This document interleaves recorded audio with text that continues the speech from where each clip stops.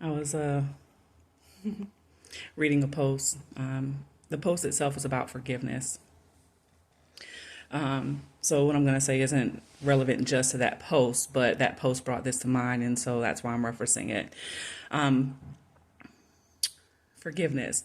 Uh, if you are a survivor of abuse, and that doesn't matter whether it's childhood abuse or a domestic situation, if you work, institutional, asking someone who is in recovery from abuse to forgive those that hurt them can be quite triggering.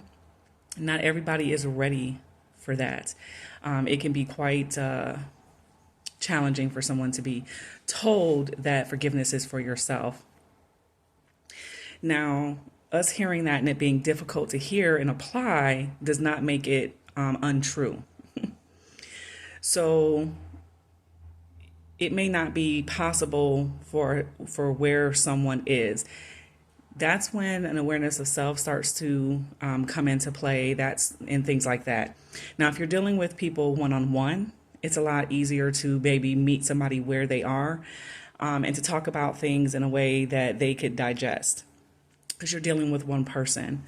When you're posting on social media, that's being shared with many people. You know what I mean? And depending on the size of your platform, determines how many people. But if you're talking to a great number of people, those people are at very different stages of the healing process in life. Someone may be ready to hear about forgiveness and be able to apply it. For me, forgiveness has been essential. And I think there's sometimes a confusion about what that means. People hear forgiveness and they think that, to forgive someone means that you have to go back into a relationship, that those people should still inhabit your space, that you're supposed to make excuses for them. That is not what forgiveness means to me. For me, forgiveness was understanding why something may have occurred. I'll use my parents for an example. Getting an understanding of how they came to be how they are was a part of me understanding how I came to be how I am.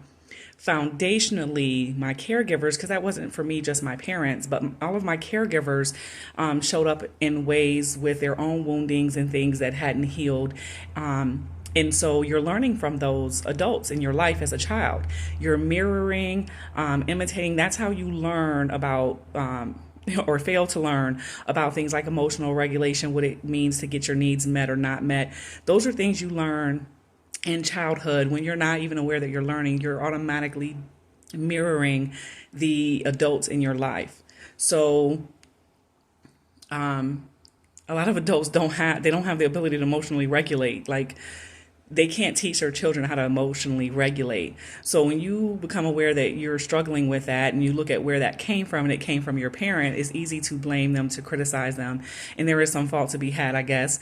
But if you stay outwardly focused on blaming them, at what point do you understand how you can take that power back?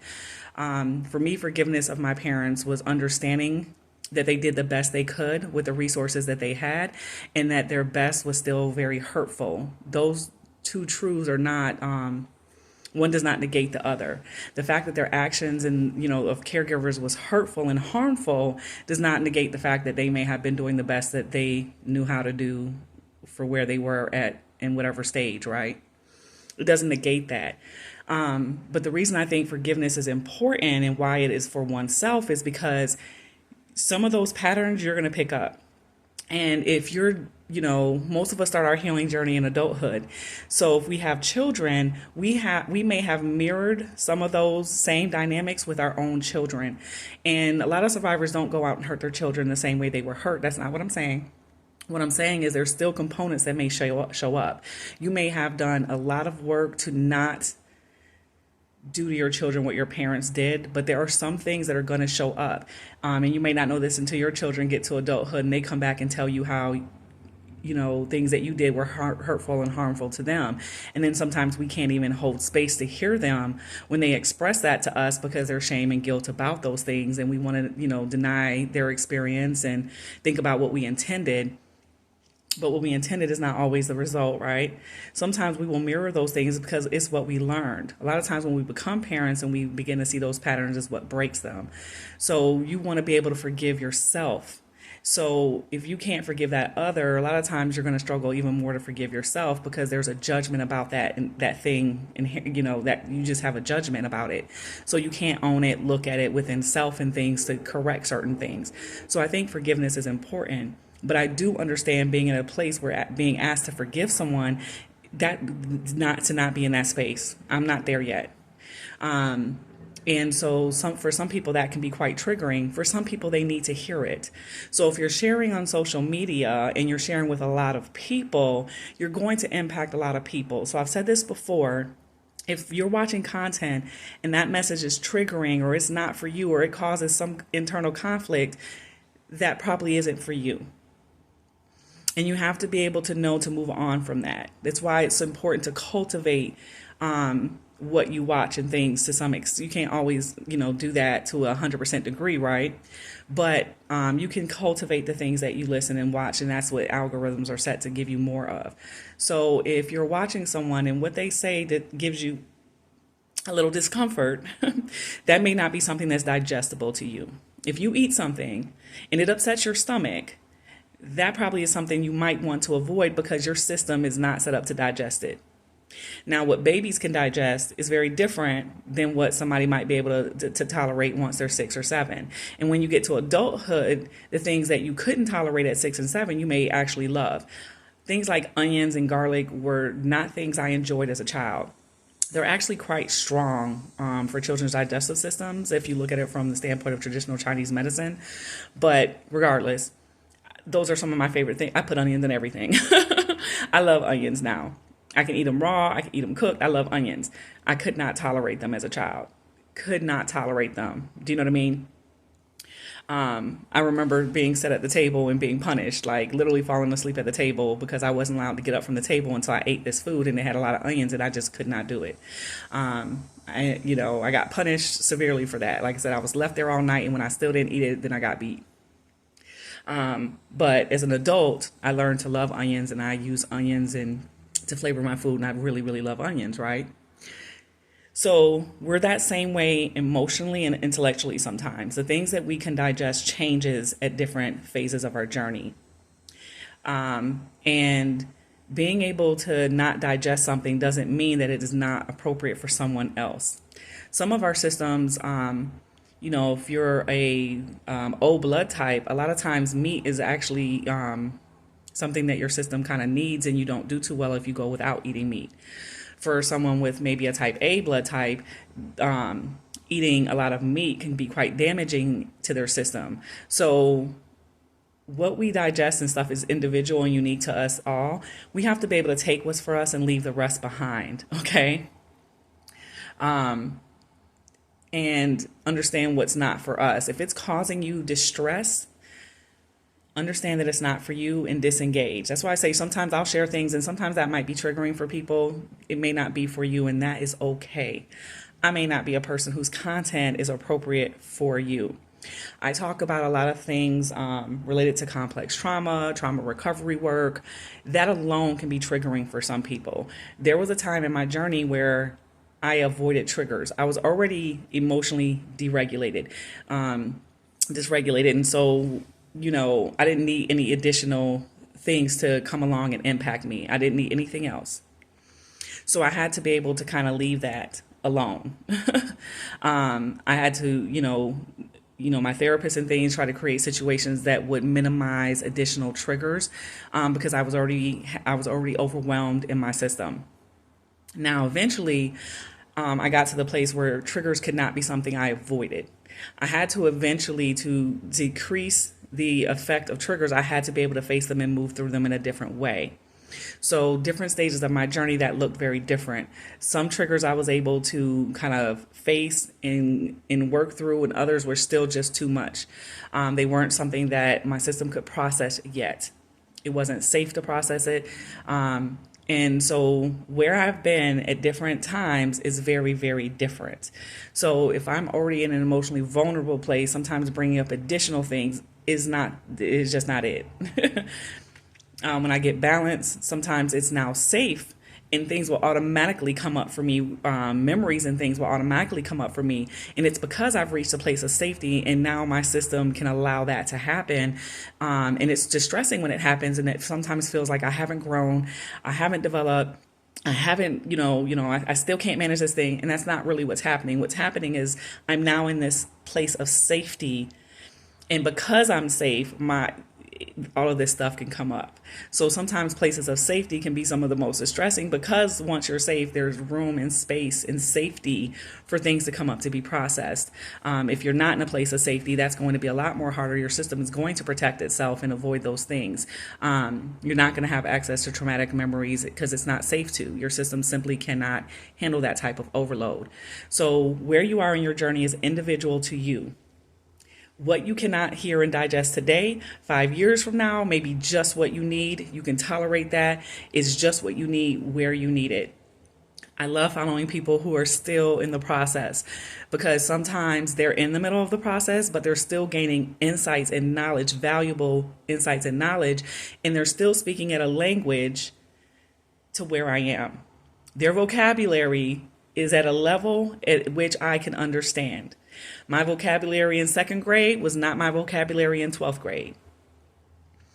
Now, and that's not always true. You got third and fourth graders that can read at a 12th grade level. That's not what I'm, in general though, right? We're not asking a second grader to do what we're asking our high school kids to do. We're not usually doing that, right? Some people do, but we're usually understanding that there's a developmental difference in their ages, and so what's developmentally appropriate for a younger child and what they're capable of developmentally is not the same as what we would expect in an adult. It just isn't. So sometimes within ourselves, on an emotional level, not age level but emotional level, what we can digest, handle, has a lot to do with what we've encountered, how much work we've done. There's a lot of factors, right? It's complex. So if you're watching something and it's not for you, it's causing distress, unease, that may not be for you. You have to decide for yourself whether that unease is something that's tolerated and offers opportunity and growth, or whether that is overwhelming to your system, and know when to walk away and when you can handle that. Now, for me, I wasn't always able to determine that very well for myself. If you come from a complex trauma background, sometimes understanding that is very, very challenging. What we need to hear is sometimes quite unique to someone who may not have that same background. Talking about choosing safe relationships, what that looks like for a trauma survivor is very different. So telling us to learn to trust can be quite damaging to us, because the filter through which we've learned to look at that would leave us vulnerable to predatory people. So we need something different than somebody who may not have had that past. But again, you may still grow and develop, and there may be a point in which that becomes something useful. So we really have to, in that process, kind of learn, ourselves.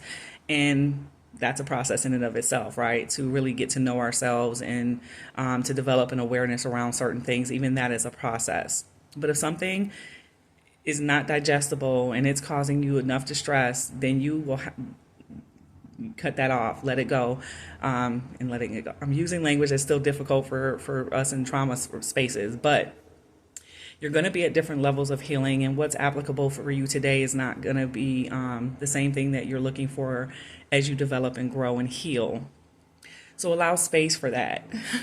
We can't demand that people just stop using language because it's triggering. We have to learn to go through our triggers, and we will do that. But until then, we may have to filter out spaces, filter out pages, filter out people that can't give us what we need in that space.